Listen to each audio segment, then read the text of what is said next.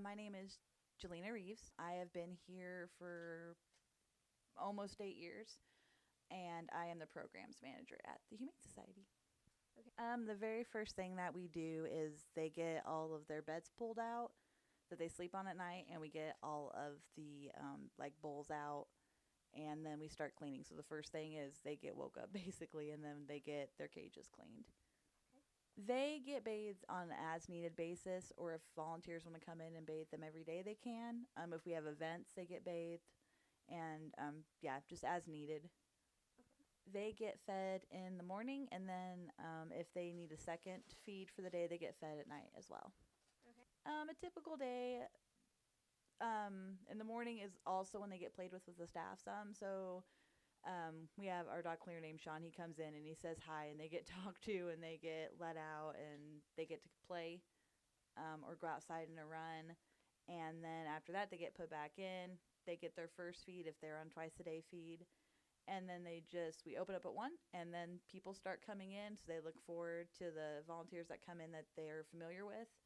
And they get to go outside and play and walk around the track we have outside, or they go to events. And so the afternoon is when they know they're going to get played with. So they get really excited.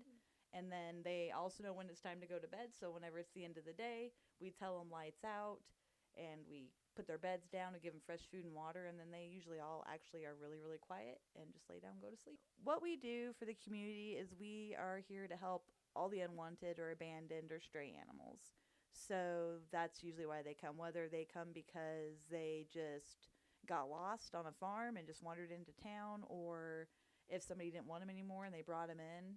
And there's lots of reasons why people bring them in. They're moving, they simply don't want them. Somebody's allergic. And also, if they're just abandoned, we help the police. So if they get left behind at an address.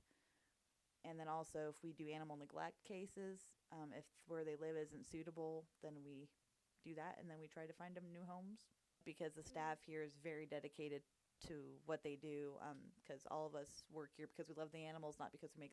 But the biggest difference is, when dogs are in a home, they can, be outside in the yard all day, or they can go lay down on a soft blanket or a bed full of blankets and sleep with their owners. And here they don't. They have to go back into their pens, and they have beds, but they're not super comfy. They're made so that way they can be cleaned easily, because we have state regulations. Because it's a hard life for them to be in here.